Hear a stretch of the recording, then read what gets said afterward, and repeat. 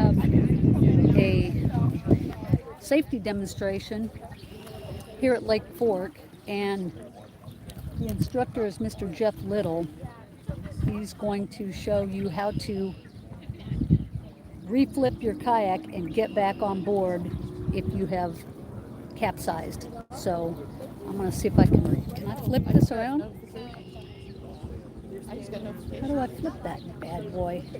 There we go. There we go. So we're going to live. Hopefully my signal stays on and I don't lose you guys, but we're live here. Hey, I can't see who that is that just said hello, but hi. Okay, we have a good group of ladies and gentlemen here at Lake Fork. Hey, Uncle. And you're going to see a kayak flipping demonstration. The water is about 70 degrees. We have cloudy skies, windy, so it's going to be a bit chilly. So I'm just going to let this roll while we wait for a few more folks to get here. Hey, John.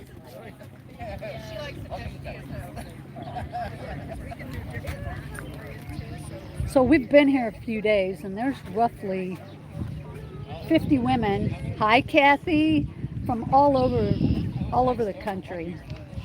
So it's been such a fun weekend. If you guys that couldn't make it this year, plan to be at next year's because it is so great.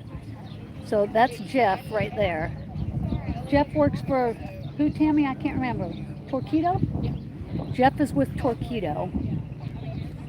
And that dude is very knowledgeable in the sport of kayak fishing, kayaking in general. See all those stumps, guys? I caught my bass right out there. Right out in between the stumps, actually on the flats they were feeding. This is a super busy lake. So yeah, you got these people just flying in like crazy. My dogs are here. Woo-woo. They're in their rough wear. We love the rough wear brand. All right, let me flip this around and see what's going on over here. There's a good look at the lake, guys. Look at that wood. There's absolutely no grass whatsoever, but Stump City. There's no way I'd come flying through here in a boat either, because I was in the kayak and I saw what is just under the surface. And look how low it is. Can you see this, Doc? We are 7 feet low. The dog said, hey, Uncle. Hi, Gage. It is fun here. It's a good time. But yes, the water level is 7 feet down. So all this wood is exposed. And there is still a ton of wood that you don't see. Someone caught a really nice fish over in this wood yesterday. Like probably a 4-pounder. Let's see now. There are a lot of new faces this year that I did not meet on the first year. This is actually the 3rd annual. One got skipped because of COVID, so it would have been 4th annual.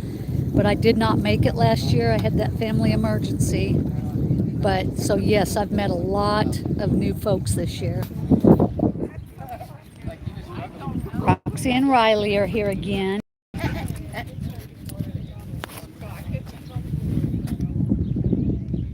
Ladybug. Ladybug. Yeah, I believe that, Uncle.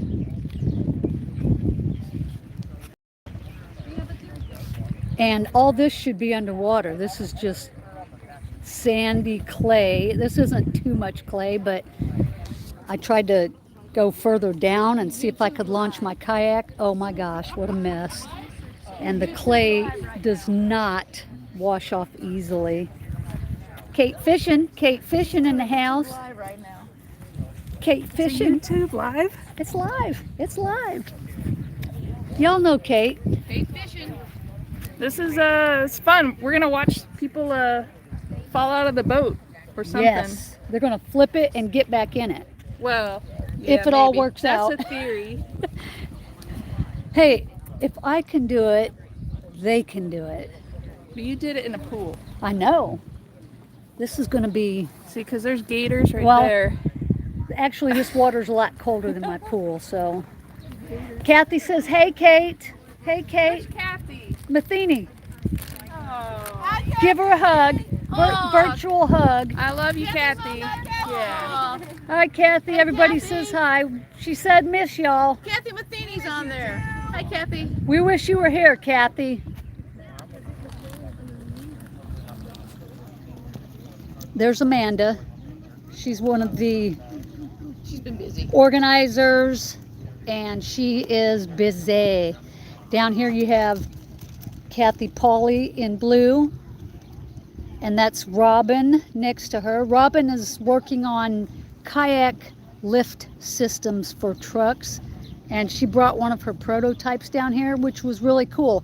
Florida Fish Hunter, you'd probably like it, and I could see you designing something like it.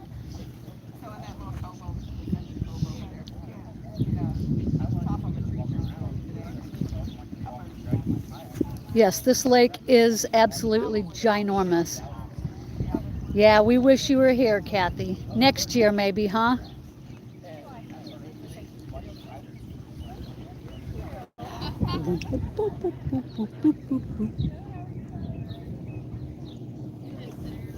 Roxy's bored, aren't you, Rox? They want to get in the lake so bad, but there's other dogs here, so.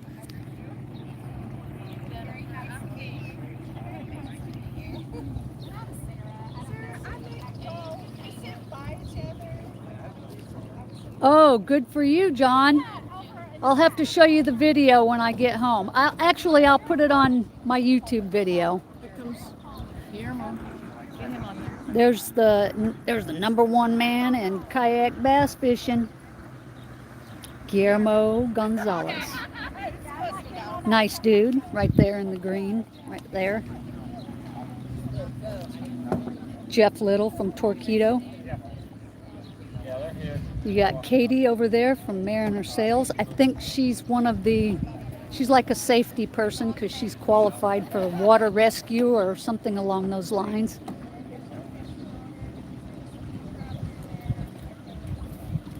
Yeah, we're at the Lake Fork Marina and motel. They also have a campground. We would have been over here in the campground, but you know, camper's broken, so we're up there in the little motel, which they're like little cabins, so we like it, and it's dog friendly.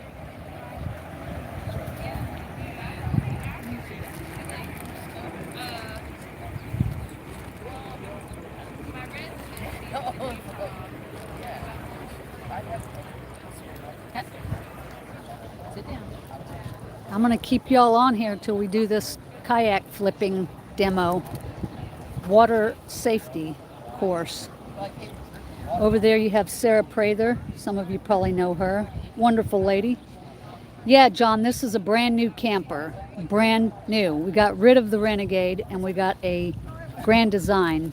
Small, downscaled and everything, so not happy campers, literally. There's Christine over yonder. Christine Fisher, #1 lady in kayak fishing.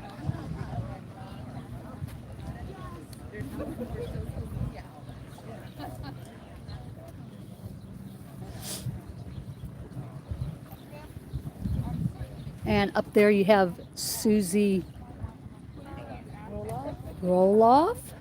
What's her YouTube? What's her channel? She's a outdoor woman on Instagram.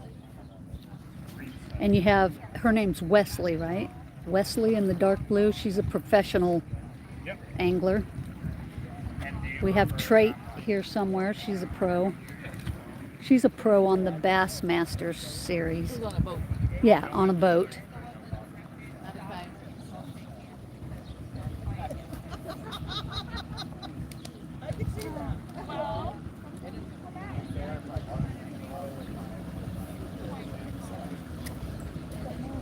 Big dogs aren't coming down here. Here comes a bunch more people. We're waiting on the rest of the folks to come down for the demo. I don't want to jinx it because these two are being super They're being good. really good. Super good. Robin, you're live? Facebook Live, I mean YouTube Live. YouTube Live. Hello, everybody. John, that's the lady that does the kayak lift systems. That my friend John is a tinkerer, inventor type. He prints 3D parts for me, and Yeah. he's working on a lift system of his own. Awesome. Smart dude. Lift systems for old ladies. Yeah. Exactly what Yep. mine is. Yeah. Old ladies with bad joints. Bad Yes. parts. Yeah, bad parts. Especially when it comes to upper bodies. Oof. Hey folks, I'd like you to come in close. Come on over.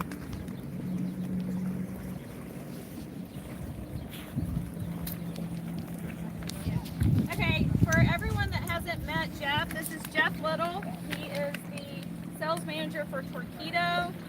Also has the Little Stuff YouTube page, Facebook page, and is going to teach us on water recovery. Something very important for us to learn. He is ACA paddle instructor certified. So, and then Katie is as well. So Katie is going to be on the water as his safety backup while he's teaching. And that's it. I'm going to let you have it from here. Cool. Thanks, Amanda. So, we're all brothers and sisters in kayak fishing with one common mother, and that's Mother Nature. And Mother Nature will try and kill us. She tried to kill me out here the other day with a little bit of static electricity. Reached back to touch my rod and heard the hum and got a little psst, knowing, hey, that's, that's one way she can get you. What's most common is, at least with kayak fishing, is flipping the boat and not being able to get back in. I'm going to cover a lot of different safety related things, but we're actually going to end with a little bit of a demonstration on how you learn stability and how you get back in the boat, and more importantly, how you can flip the boat back over. What's important in that is that you actually practice it. Amanda mentioned that I'm an ACA paddling instructor. I did a kayak fishing class for 10 years, and it was river based. So it was river smallmouth kayak fishing. And the class, I mean, it was a guided trip, but it was also the ACA basic river kayak, that framework that I built, my business on. One of the things that I had people do was flip kayaks. And I had people that would say, I'd rather not do that. Well, more than once I had to say to folks, okay, I'm giving you a refund. We're done. I'm not gonna teach you the rest of these really aggressive whitewater maneuvers if you haven't had the experience of knowing the point of no return and actually flipping it several times on either side. We'll get into that. It's that important that you experience it if you haven't done it already. And we'll go over that. So we're at the end of it, we'll go over earning stability. You don't get stability by purchasing this boat or that boat, and everyone wants a wider, more stable boat. The boat isn't stable, you make it stable by flipping it. And at the end, I'm going to flip a boat and show how you get it back, flipped back over with one very simple tool that I'd like you guys to have on your boat that you may not have right now. And then I'm going to have a volunteer. Robin actually has volunteered to be. Yay! Robin! And I'll work with anyone else that after that wants to do that as well. The first thing though is and I'm going to cover a bunch of safety topics rapid fire before we get into that. PFDs should go without saying. I was down in Mexico with the guys from Iron Kayaker, which is their catch photo release tournament in Mexico, and we get, I don't know, hour and a half away from Jerry's house at Lake Cuchillo, and we're unloading stuff, and he's like, I didn't bring my life jacket. And we had talked about it the night before, and I said, I won't film anyone that's not wearing it. And it could be an Olympic swimmer for all I care. It's the optics of it. But as it turned out, that day ended up being more than optics. He said, you know what? There's a store up the road. I'm going to go and see if I can either borrow one or buy one. And he bought one, and it was some sort of like, you know, wakeboard, weird-looking neoprene covered. It wasn't a normal, you know, what he would be wearing. But he comes back wearing it and smiling and saying, "We're good to go." And I was glad that he did that, because later in the day, he flipped his kayak. It took on water.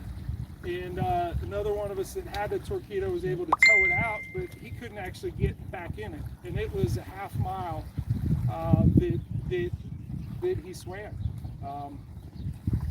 You know, when he got to shore, and I wasn't there part of it, I kind of went ahead to go up and get another torpedo battery, because we had exhausted him because we went so far, to come back to tow him out. But what he had said when he got to shore, he's walking up and his legs gave out, and he's laying there in the water like, I'm out of energy. He used his legs so much in that half mile going against the wind that was trying to keep him from shore. So you don't know what kind of conditions you're going to run into where this keeps you upright. Even though you can swim, you could reach your exhaustion point. This prolongs your exhaustion point. So it always needs to be on you. The next thing I'll talk about is hypothermia. This is another way that Mother Nature tries to kill us. My one hypothermia story that I really thought, hey, this may be it. This may be my last day on Earth.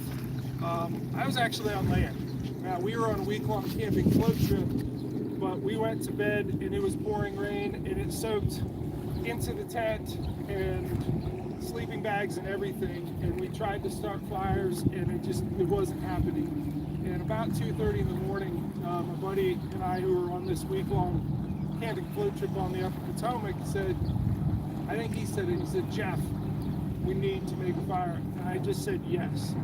And in that moment, you can feel it right here in your gut, that you have this moment of, you have to do this. This is not a, gee, it'd be nice to have a fire. It's a, if I don't do this, one of us is going to die.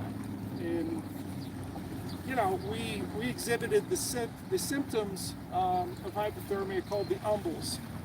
You mumble, stumble, fumble, and grumble. In other words, you resemble an angry drunk. So you mumble, you actually slur your speech. And a couple times that night, in the middle of the night when we're trying to start a fire,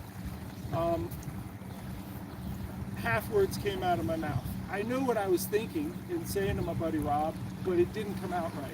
So when your brain to mouth connection is lost, that is a sign of hypothermia. Stumble, when we were walking around and we would catch a root and it would trip us and we'd fall down, you stumble. So you lose coordination. And that's really dangerous when you're out on the water in rough conditions. Fumble, we had used knives to pick up a piece of wood and carve down to the driest part of the wood to get some shavings to get a fire started. But I kept dropping the knife. You know, you would be whittling away on it, and just your hand wouldn't work, and you'd drop it, and really you'd go down to pick it up, and like it wouldn't, your fingers wouldn't do what you asked them to do. So fumble, and then grumble, you're just irritable. You're just not in a good mood, and sometimes that's the first symptom you pick up on, is that someone is out of sorts. So, they're just not. Go ahead, Katie. like and it's watch your people. Watch the people that are around you. When people start getting real cold, you'll start noticing them start to get real quiet. And when you ask them, what's going on? Mm-hmm. And literally during training courses, we've had to rescue the rescuers who underestimate the cold. And all of a sudden they get real quiet and they start sitting on the sides or in the back of the boat. And you see them getting kind of wobbly like a drunk. You know. That body language that you just did was perfect. and I've seen it. And the key is, and I got a buddy that my buddy Juan Baruch, who's another ACA instructor. He and I fish on the Susquehanna in winter in freezing rain and sleet and snowstorms and nastiness. And he and I give each other permission to say, "Hey, I'm calling your card. We're going." Yep. I And just that's- watched you do some stuff that wasn't right. Yep. What do you mean? Hey, I'm calling your card. We're getting out. And I said, okay. And we've done it both ways. So you got to watch other people and take care of your buddies. Dehydration is another one that'll get you. You got to make sure you bring plenty of water. My worst dehydration story was on the Rappahannock River on a 100-degree day. My buddy put all his eggs in one basket. He had a big thermos full of water. It tipped over, wasn't tightened in, and about 9:30 a.m. he's like, "Hey man, you got another water?" And I give it to him. And like 15 minutes later, "You got another water?" I'm like, "Pete, what happened to your water, man? Like, what?" He's like, "It tipped over," and he lost it all. Now, it compounded that he broke his paddle like half hour after that, and it was super low drought conditions, and we were in and out of the boats a lot. It was rough. By the end of the day, both of us felt like we had the flu. Like if you've had the stomach flu and all the liquid has left your body, a lot of those aches of the flu is dehydration. And if you've had it bad enough they've given you an IV, you know how quickly you feel restored. It's getting fluid back into you. Again, it's really dangerous because it limits your capacity to function mentally, physically. It just shuts you down. Yeah, you cramp up. You can't do what you should do. Yeah. So making sure you bring lots of more water than you think. And I, in doing kayak fishing classes for 10 years, know that I always bring enough for me and my client, and it's worth it because I need them to be functional for me to teach them what they need to know. We're going to talk a little bit about wind. Wind is one that can, and this is specific about big water kayak fishing. We've had some wind. We had some wind this morning, but nothing that I would consider crazy dangerous, but we did down on Cuchillo. And that was part of the story there, that we were out way past dark and I had to go back out and tow them in with the motor, and we overestimated our distance that we got back, and what they had said is every day at 6 o'clock the wind comes up and you really need to be out of there before then, and we were not. Wind means different things on different fisheries, and I have a video on the YouTube channel. The thumbnail just says big waves, and it has my buddy Chuck Earls, who's a kayak fishing guide for walleye up on Lake Erie, and he's on a wave, his kayak's on a wave like this, right?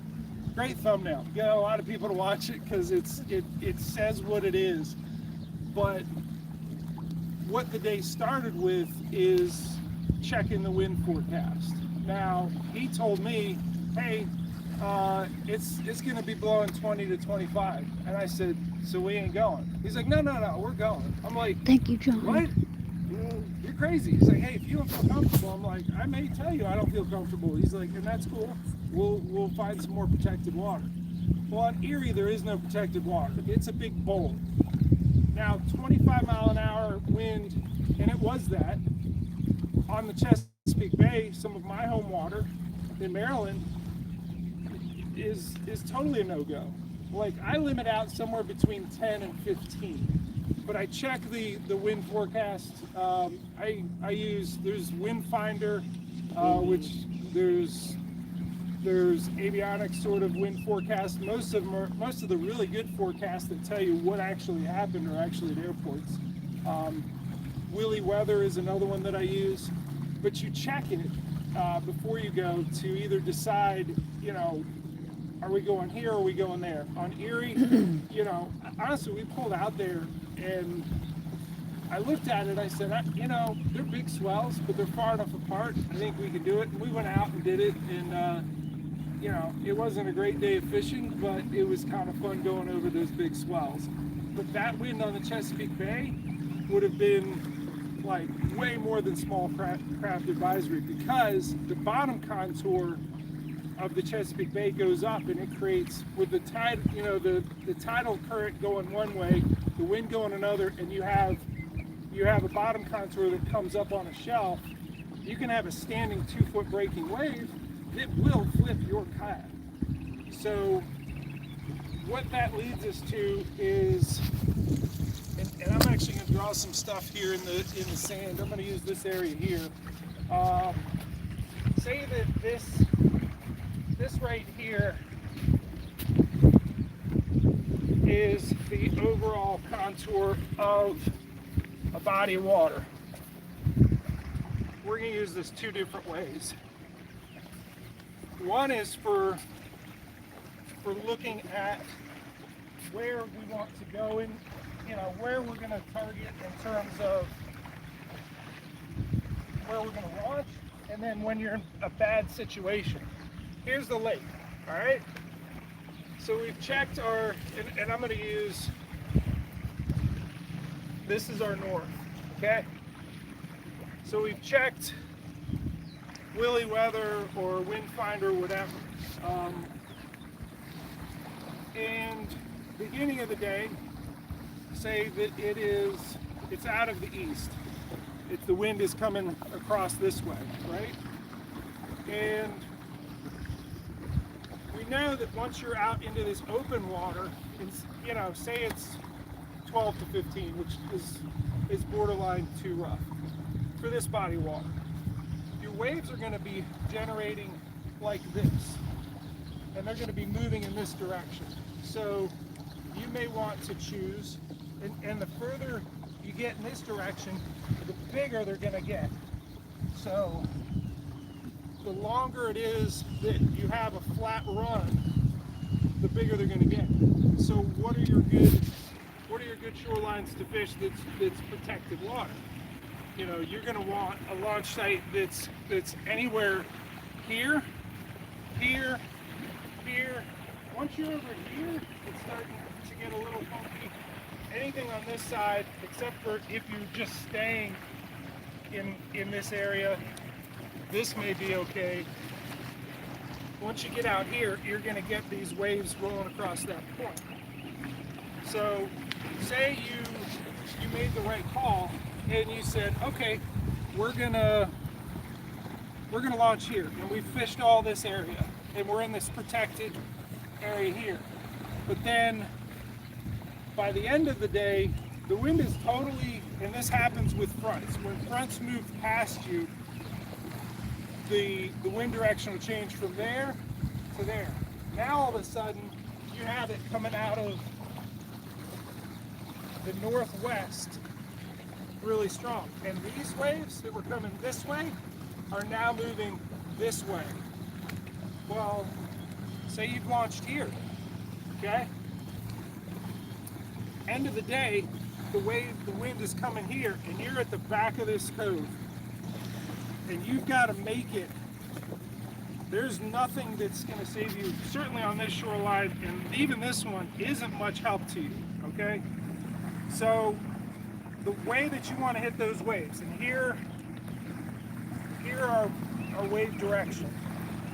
You have got to hit them perpendicular to the wave. As the wave is coming to you, the way that you want to hit it is perpendicular, so you ride up and over, because if you get turned sideways, that is when you get tumbled, especially if they're breaking waves.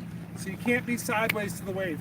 The wind is constantly trying to get you to turn sideways. If you do nothing with the paddle, nothing with the pedal drive, nothing with the motor, you will be sideways. That is what it's doing to you. So it's a lot of work to keep your nose into the wind. But say you've rounded this corner and you're like, I just want to go right there. It's just here. It's here. Well, what are you doing in this pathway right here to your takeout? You're along this shoreline and you're sideways. So you can't turn yourself sideways. So what you're going to do is, I think in sailing nautical maneuvers, it's tacking. You come straight out, you go past it, and you're going beyond your takeout out into the middle where it's rough, it's slamming right into you, and then you do a 180 turn, and then you come in hot and you get home. So that little at an angle into the wind, and then 180 turn, and then you go with it. Into it or with it is okay. Sideways, when they build up, and it's different on different fisheries. Different bodies of water have different sort of danger realms in terms of how big the waves are.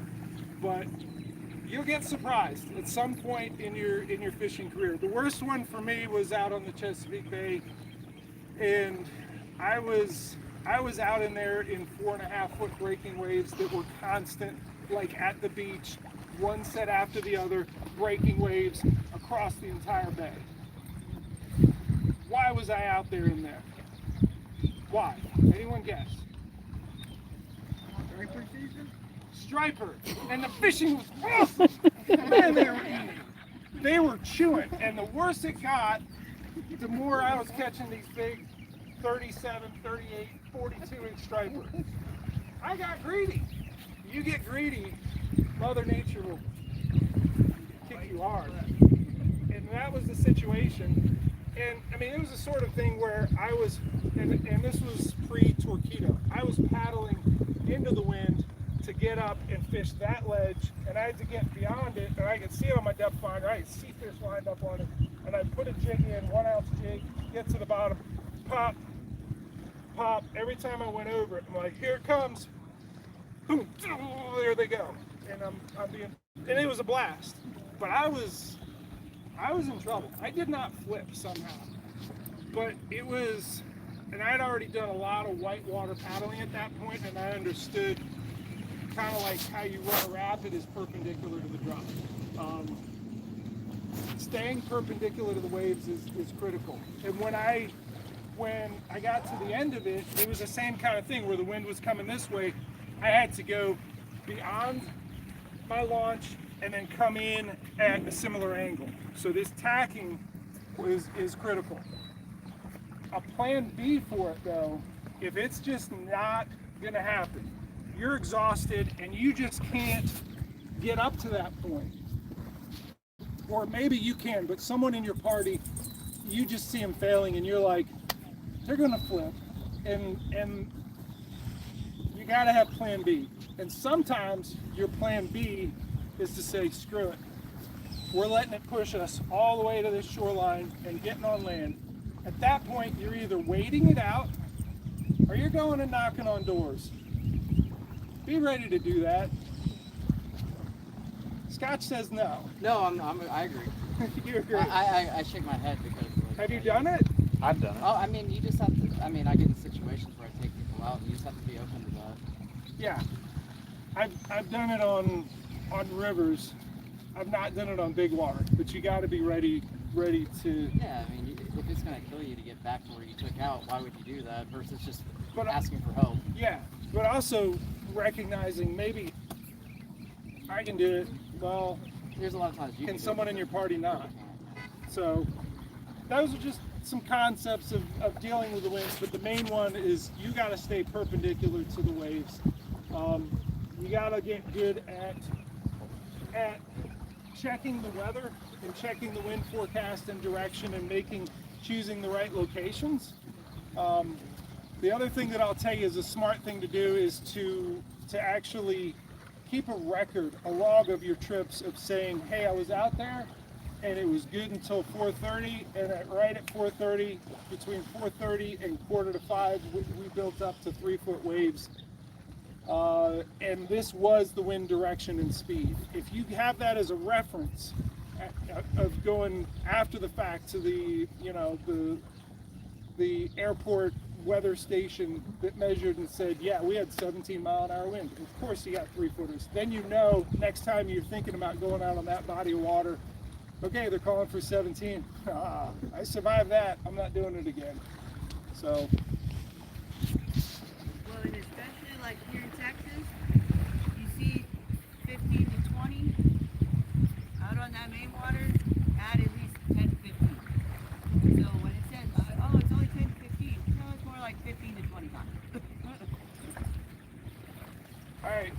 this next one, I'm actually gonna take the camera from Guillermo, because Guillermo's gonna talk about summertime storms. You didn't know you were gonna be part of the presentation, did you? I actually had no idea. But So what did we have the other day? we had some storms that initially were not on the radar whatsoever. And in about 5 minutes, suddenly there was red on the radar.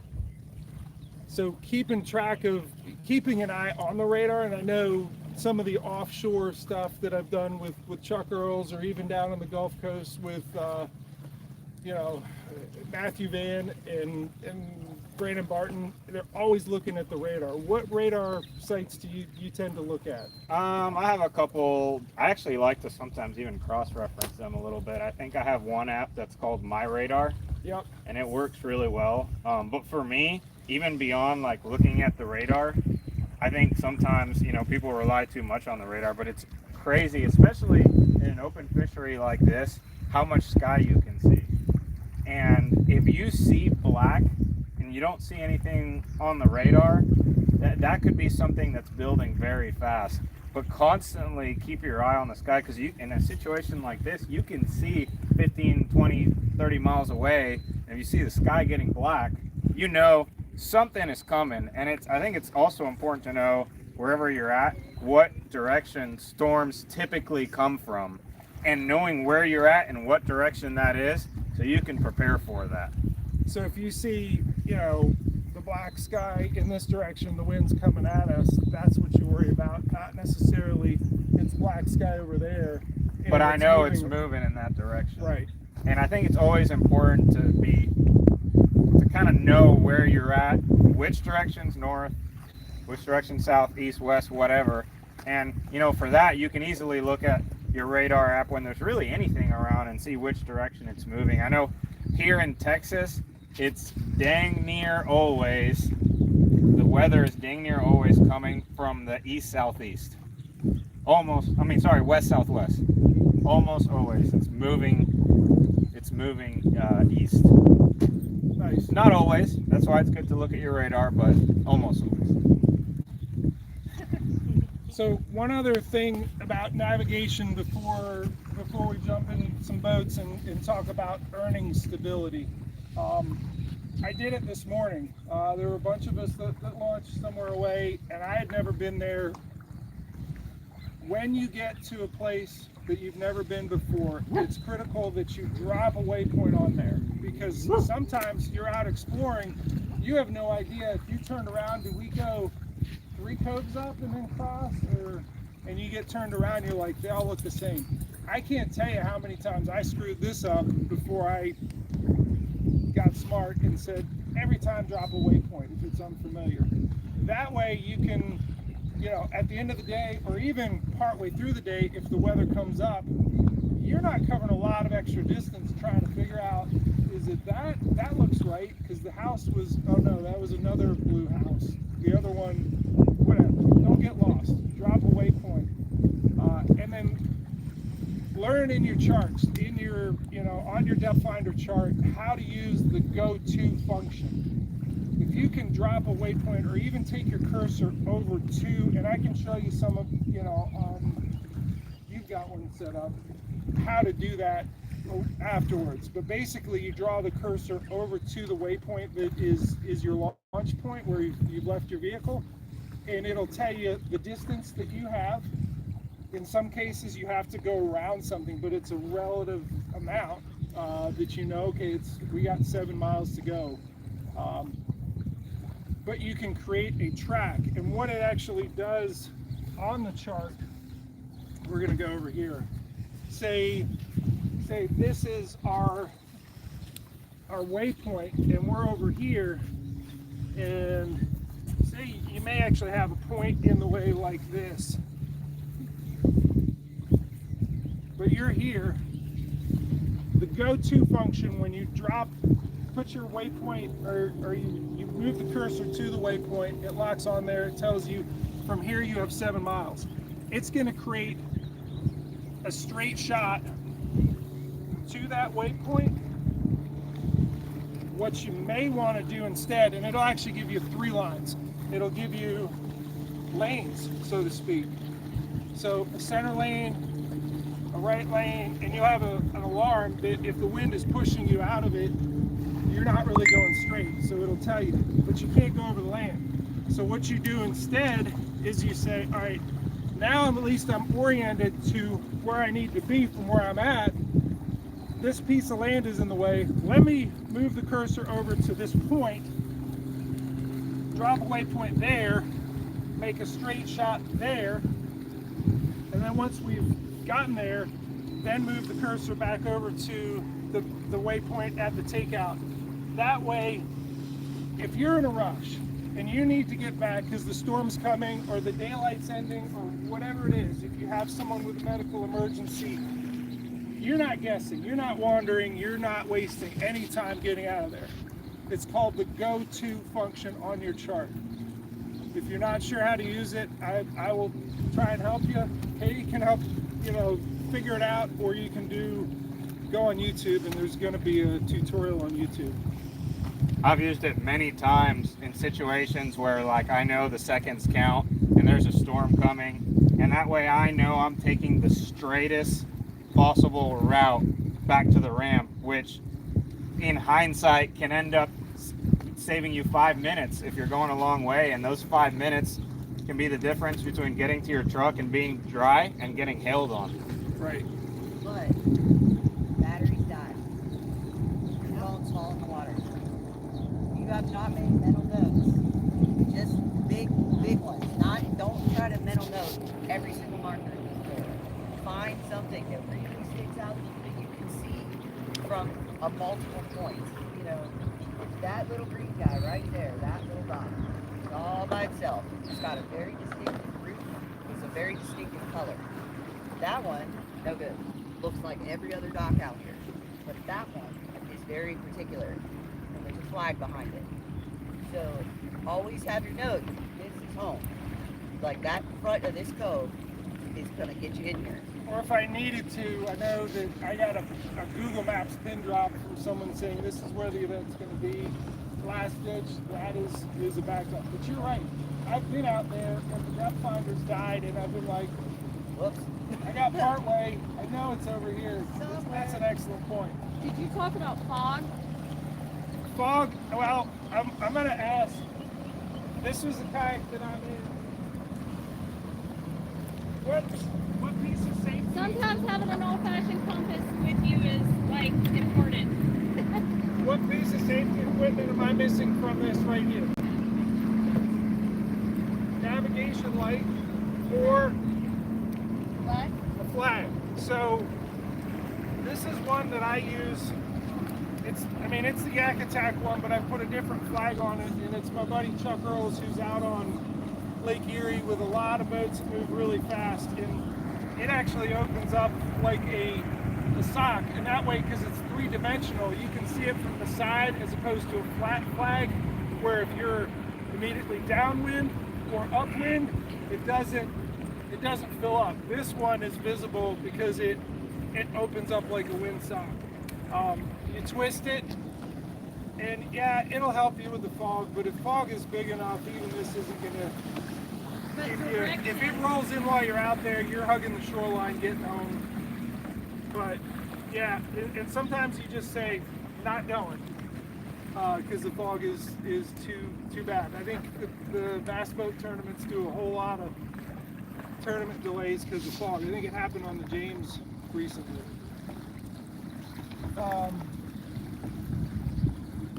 VHF radio.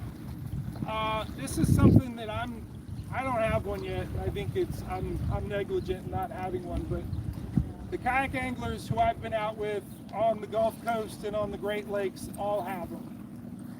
It's something that you can monitor. You can reach out to the Coast Guard if you need help. You can monitor what they're saying about the weather coming in, and when you get out in truly big water, bigger than this, and I don't want to say that you shouldn't have one on Lake Fork, but you get out in really big water, you need one, and I'm probably negligent for not having one and fishing the Chesapeake Bay. So before before we get into the water, do I have any just general safety questions? Guillermo? So one of the things that I've kind of noticed when I've been in situations with a lot of waves, I've actually noticed this on Lake Fork before. When I'm going against the current, you know, I don't, like you mentioned, perpendicular, going into the waves, you know, it's a lot harder to flip.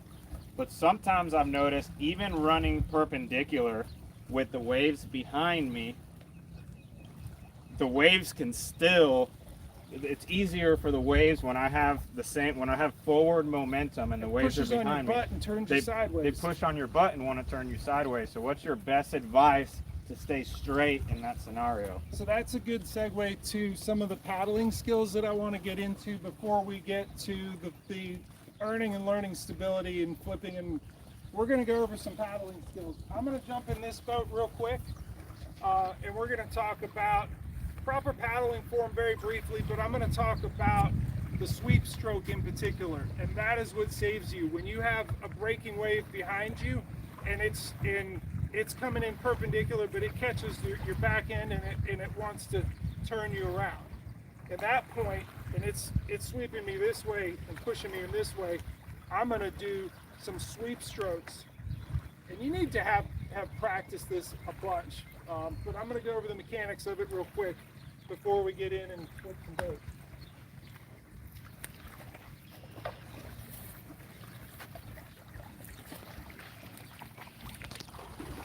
So, as I mentioned, I'm a ACA paddling instructor, and I taught paddling skills on rivers, and whitewater paddling skills for sure are very important in if you're paddling a river. But honestly, when the waves get up, it becomes whitewater on flat water. So having a good sweep stroke is critical. You start with the paddle blade up at your feet, and at the midpoint it's out away from you, and then at the end point you bring it back close. At the end of the sweep stroke, if you were to drop your paddle, it's all going in the water, meaning it's parallel with your boat. One thing that I will talk about is torso rotation. The concept of torso rotation is that you're using many muscle groups instead of just one. Look at the difference between how I'm turning this way within my own leg, and then if I'm just going to use my arms.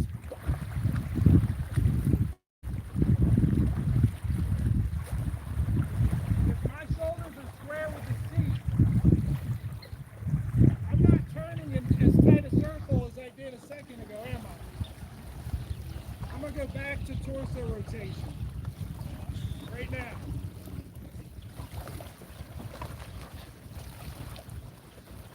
So the combination of a sweep and a reverse sweep is going to turn you that much quicker. But your power needs to come from your knee to your neck. This is where all your power is coming from, not here. These will wear out. This is going to last a lot longer. And that really goes for any paddle stroke. Right now I'm doing some forward strokes. The difference between the sweep and the forward stroke is the path that the blade takes along the boat. Forward stroke, it just goes right along the side, front to back. Reverse stroke is back to front along the side of the boat. There also, this combination is turning the boat like the sweep stroke, but it's nowhere near as fast. Anyone want to tell me why? Anybody? What's that? You're not using your body. That's part of it. The other part is the path. Where am I at the midpoint of the paddle stroke? I'm still close to the boat. So what I want to do instead is start close, get away from it in a C shape, and then come close again. So that determines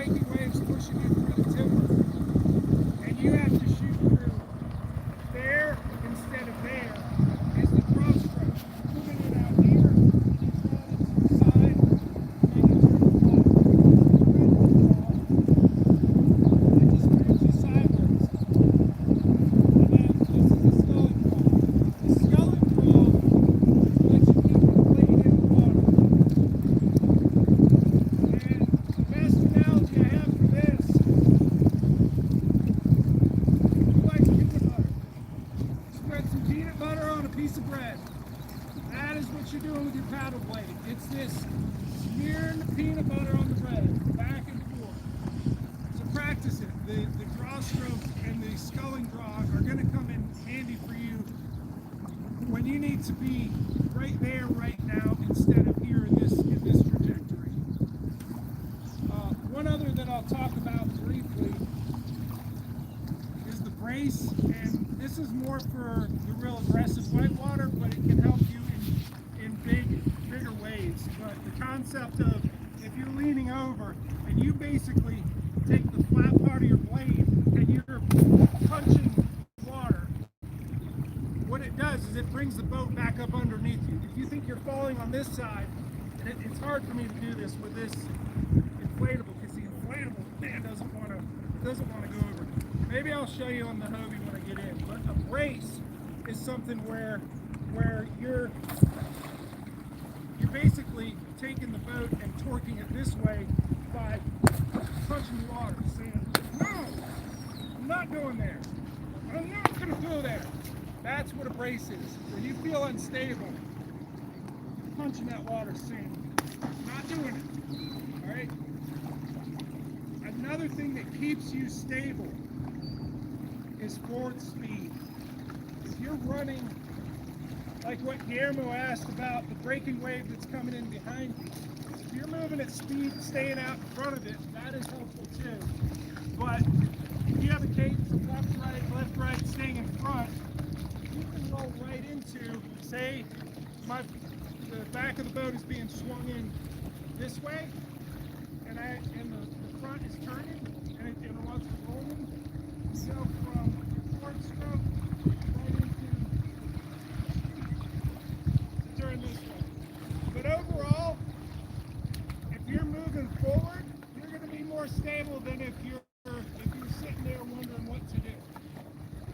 So, And these are all also really helpful when you get a fast boat that wakes you. That's the same. That's like a storm dropping on you all of a sudden. You notice, I hear them motoring through here. What do?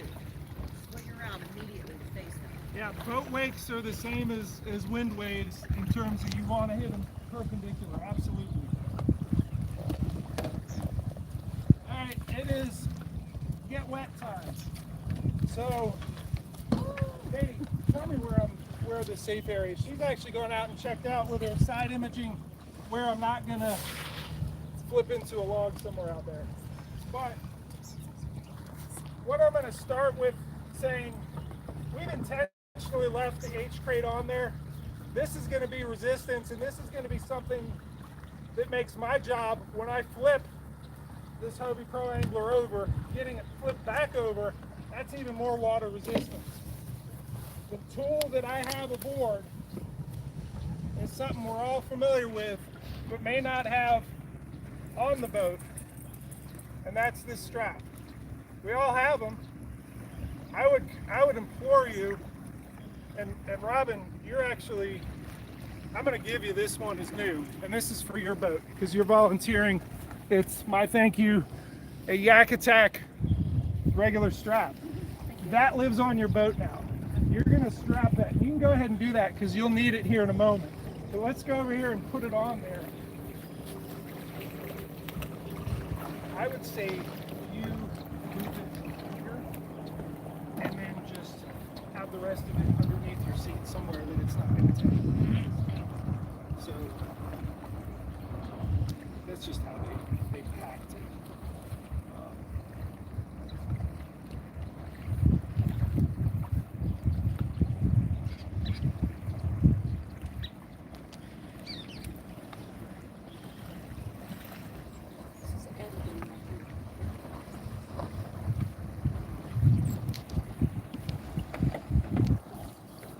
This is how they teach you to use the cam before you start using it. You can't undo this without it. You know. All right. And then, so we're going to loop this around the handle right here. And we're going to kind of forget about it. We're actually going to put it into itself, and you're gonna just tuck this somewhere. That's all it needs to be, and you'll adjust it once you're out there. You're probably gonna want it shorter, but you'll know what length you need it for your body length. But just tuck it underneath your seat. But you're gonna sit tight for a minute. I'm gonna demonstrate it.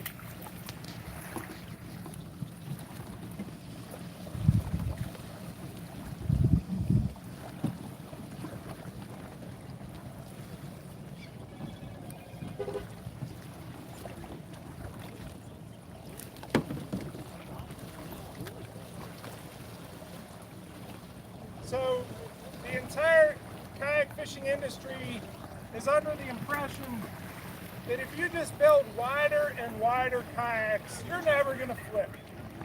The problem with that concept is once you do, because you think you're invincible, you're screwed.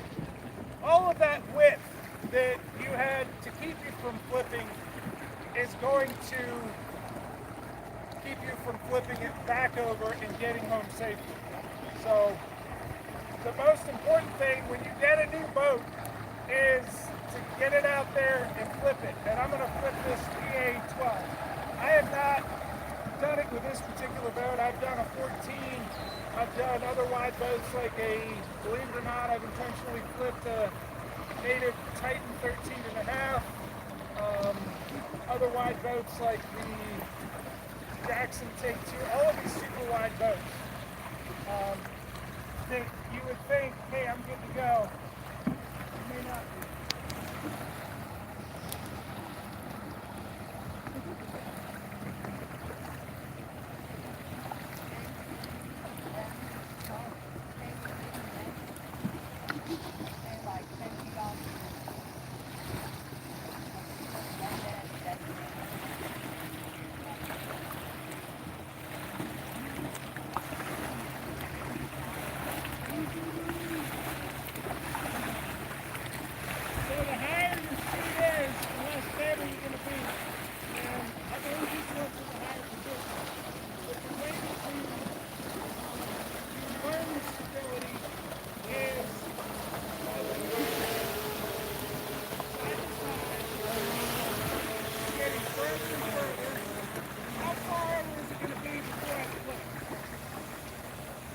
Makes you nervous? You haven't found it. A lot further than you think. And this is where the brace comes into play. You're high like this, look how far over I'm going.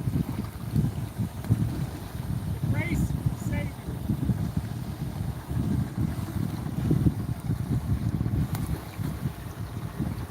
I was getting close there.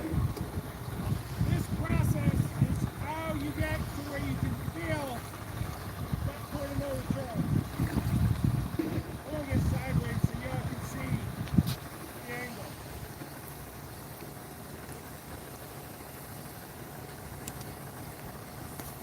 Hey. Alright. I've learned it.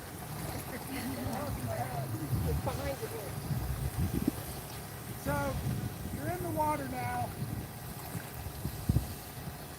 My feet are touching bottom, so it's a little bit of cheating. But say you're in the water. When you try to get this to go over, all you're doing is pushing yourself under.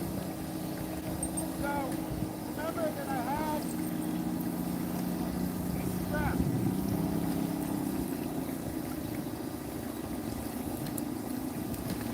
I'm going to take the strap, flop it over. Doing good.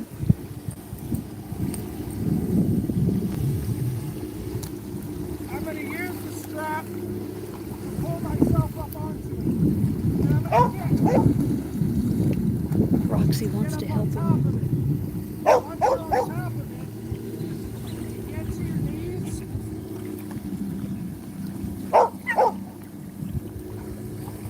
As long as you can get it before you get to your feet. And then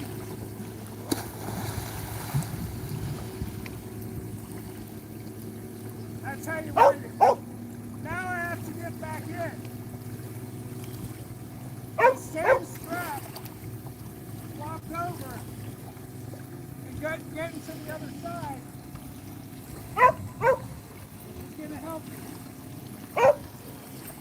to have a clean rail.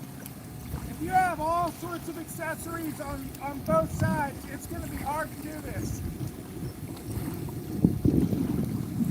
I'm getting my paddle before I have to doggy paddle. Your hat, I think your hat's right there. Yeah, it's right behind you, your hat.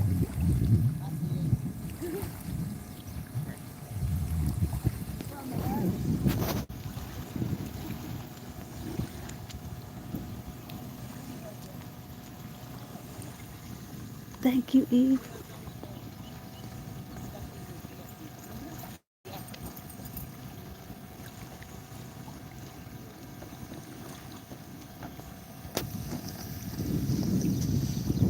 So you're going to clear the rail so you have the best entry you can.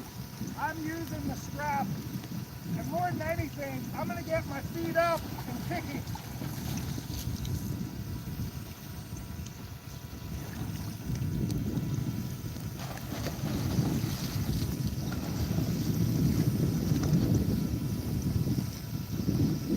I got a long body and I'm not good at it. That's why you got to practice it. Each boat is different. I think I'm going here. I'm figuring this out as I go on this boat. I think I'm going here because the H rail is really high. This is low.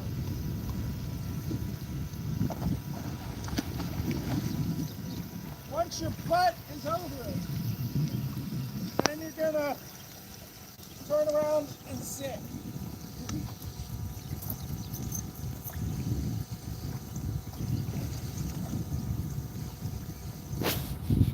Then you're back in it.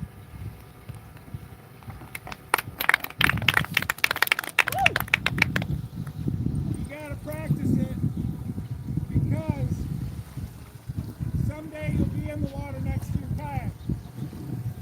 The thing that needs to go through your brain at that point is, I've practiced this. This may suck, but I know how to do it, and I'm gonna do it. The alternative is panic. And panic is what kills you. When this stuff happens, do not worry about fear. Let it go. Get in the boat first. That should be the primary objective. I don't care if this falls in the water. Get back in the boat. Once you're in it, then yeah, fish the stuff out. But other than that, don't worry about the gear.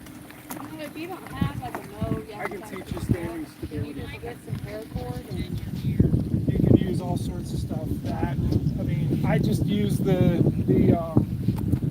roof rack strap because it's a common thing that a lot of people already have. But if you used to have it dedicated to, you know, it lives there on your boat. It's got to live on your boat. So if it doesn't live on your boat and you forget it, and it's like, oh, I left it on there, you know, then you're in trouble. A lot of the women don't have the upper body strength to pull. Is I think what they'll find too. So it might be easier to have it. Kicking. You can use Kicking the does it. Not in your arms. It's in your butt and your legs.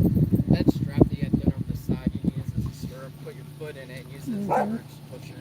You want to show us? That'd be also very good. All right, good.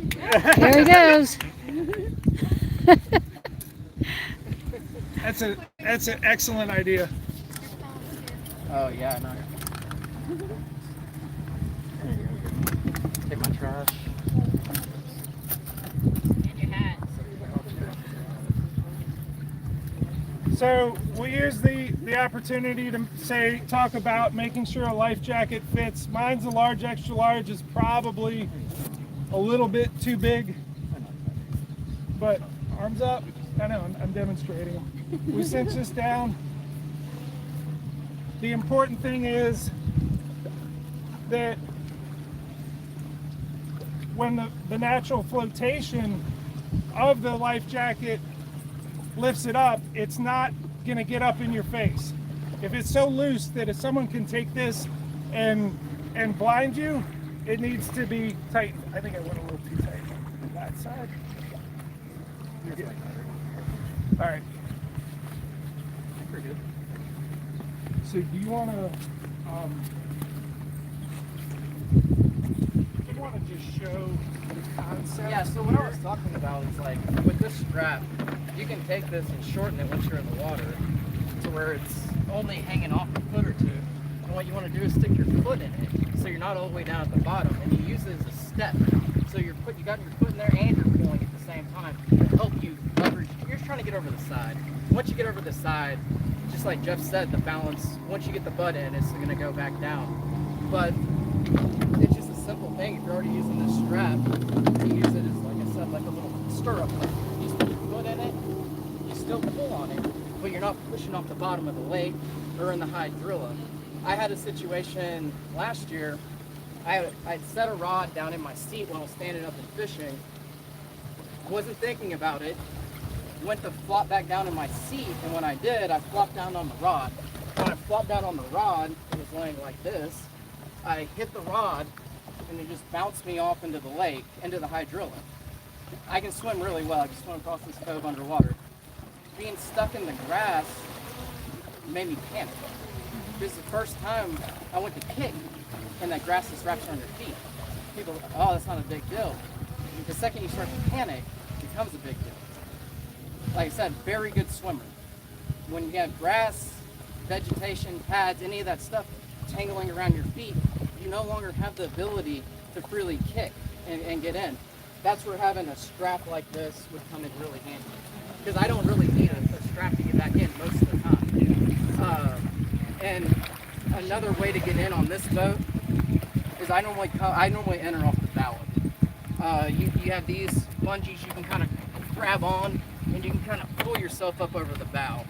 It's just kind of how I've done it. You go over the side. I mean, I don't weigh enough to like really tip it over, going over the side. But I mean, I could see that happening in some of these boats. Where like the point is that every boat's geometry is a little bit different, and everyone rigs them a little bit different, and you have to practice it to know. And honestly, I learned in that moment. The life jacket in front of me was hitting the H rail, and I didn't get, I failed the first attempt, right? The fact that, this is practice, and now if I ever am in a PA-12 and I flip one, I know, hey, for me, this was my region to do it in. And it could be that you're sitting there saying, that's my region, and I got a depth finder and a camera mount and an anchor lizard and all whatever it is, and it's not uncommon for you to have to get it done. And some people leave one side totally open, or leave it with maybe one thing that they can be in the water bobbing up and down saying, okay, this lock and load base is coming off and I'm chucking it there because I need this lane to get my torso up and in. That's it. Here. Yeah, you are clean on that side. Big wide open side on both sides. I think that's all we got. Any questions at all? Okay, we're gonna do practice, and Robin's up. Prayers, please. I can do it. Come on, I can do it.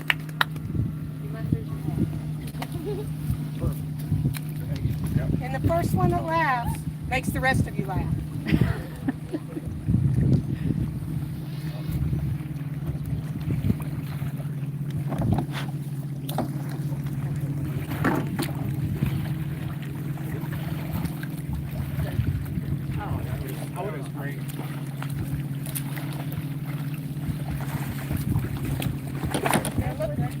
Yeah, was that strap already tied on there as like a precautionary safety measure before you even go out?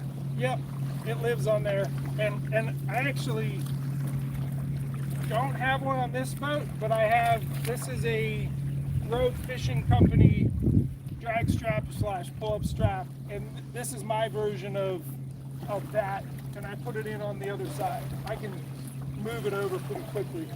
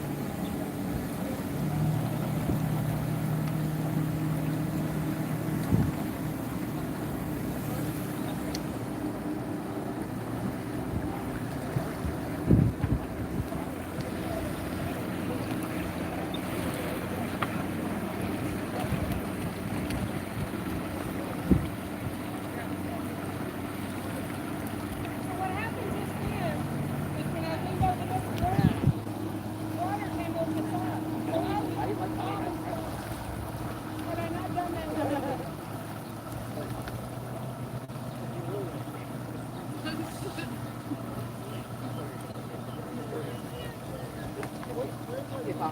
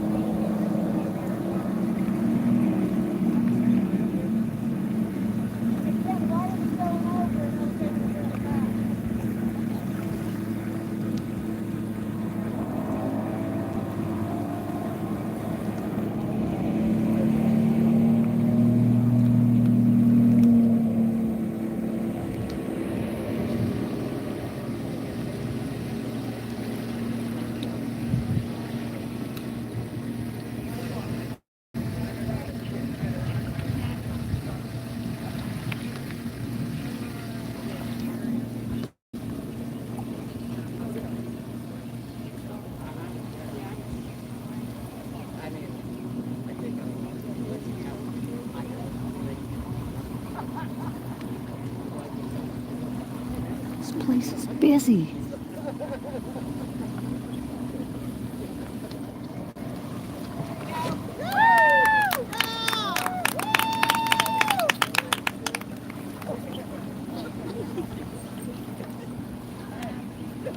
Right there.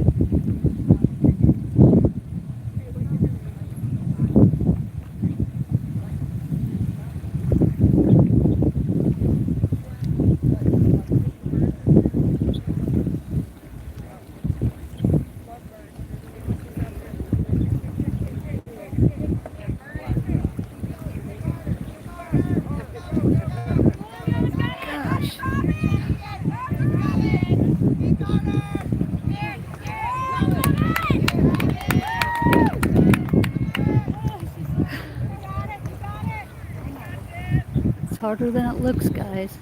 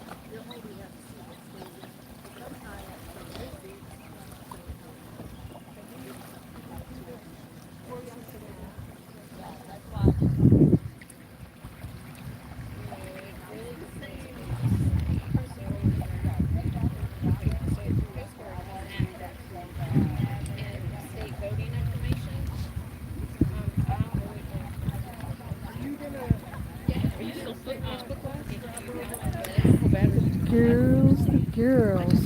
I heard Roxy trying to help him when he fell out. Well, it's because she thought the drone was going to attack him. I She was thought going she to was. protect him. She was going to protect him. You got any water left?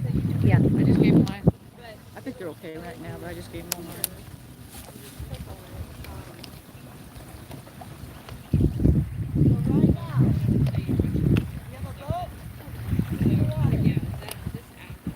My job right now, as long as she's not drowning, is to block her from that boat.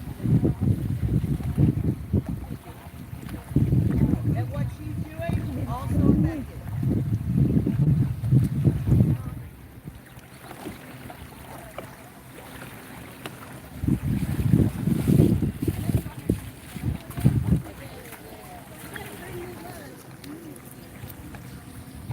And it's you and your partners like this.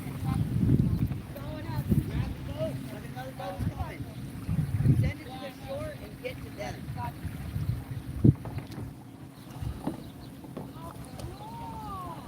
I'm hoping that what she's going to demonstrate is an assisted rescue. There's a couple different ways that you can do it, where you put boats side by side. You have the strap. This is the boat that has a person in it, and this is the empty boat, and this is the person that needs rescued.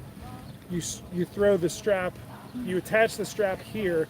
It goes across both boats, and what Matthew was showing with the stirrup there, and then the person will hold, person in the boat holds this side, and they use that as a step to kind of get up in there. But the other part of it is that you have a wider platform, so the wider platform doesn't do this as easy. And you got to counterbalance. Yeah, that's exactly right. So it's only going to be like this. It makes it easier getting in.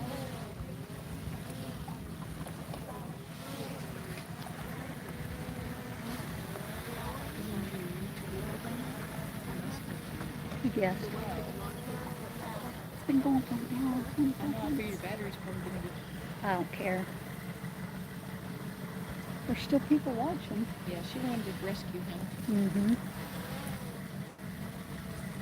She still wants to rescue him. She wanted to rescue him, and he tipped over. She's And going the nuts. drone She was did up that there, to me in the pool too. and the drone started getting closer to him. Oh, that was bugging her. That must have worked. I'm going to save him.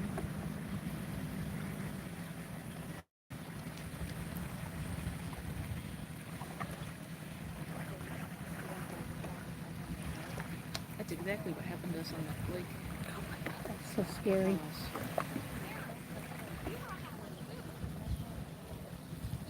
That was on video too. I put a video on that. That was super scary.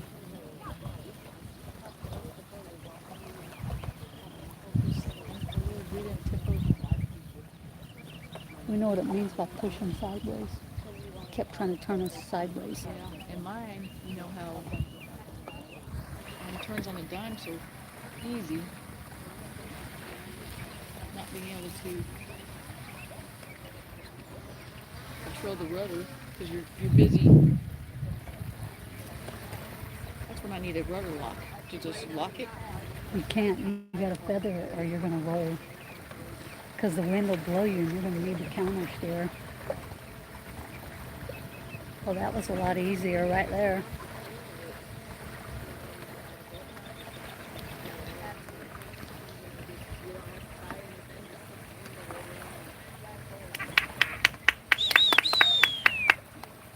When you do that, you snug right up against each other.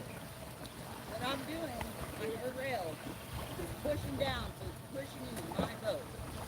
I'm not leaning into it, I'm pushing down to keep it from popping up. So I'll click to get in that way. Yeah. Hey, Katie, like, is there any kind of survivor instinct where she's trying to save herself that can cause you harm, where she might pull you over? Yes. So, I've had that happen in cold water.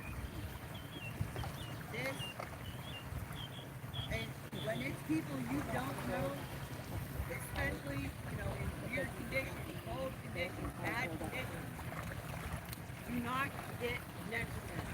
Do not get close enough. If they're freaking out, don't get close enough to get tipped over.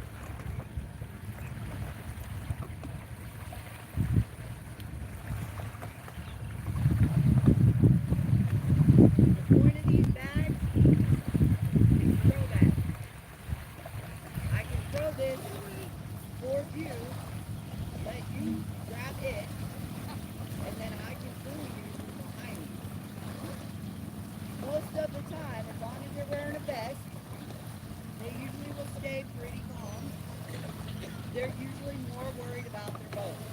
Mm-hmm. When it's 40-degree water, you literally need to tell them, get over the shore. I'll get your stuff. It's happened more than once. But when they're flipping out, don't let them grab up on you. Because they will flip you over. And now you've got two of you. Yep. Let them grab something that's not critical. If you have a length of rope with you, that's ideal. You can shut these very far. They're designed to just let go when you throw them. She knows her tipping point now. I'm out Yep. here. That was something everyone should know. It makes it easier sometimes when they aren't heavy. It's a nice dry bag. You saw what happened to the wind, it's wet.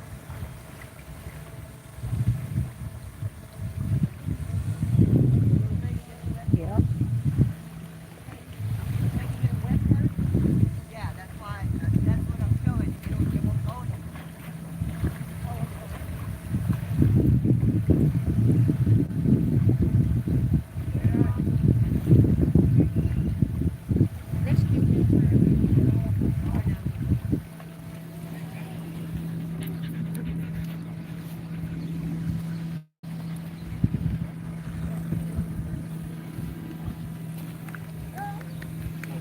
Okay, folks, I'm going to cut it here because it's getting so long, but that's good information to know.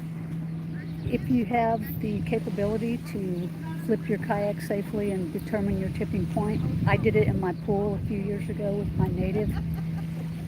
Valuable information, and who knows, it could save your life. So I am out of here now. We'll talk to you later.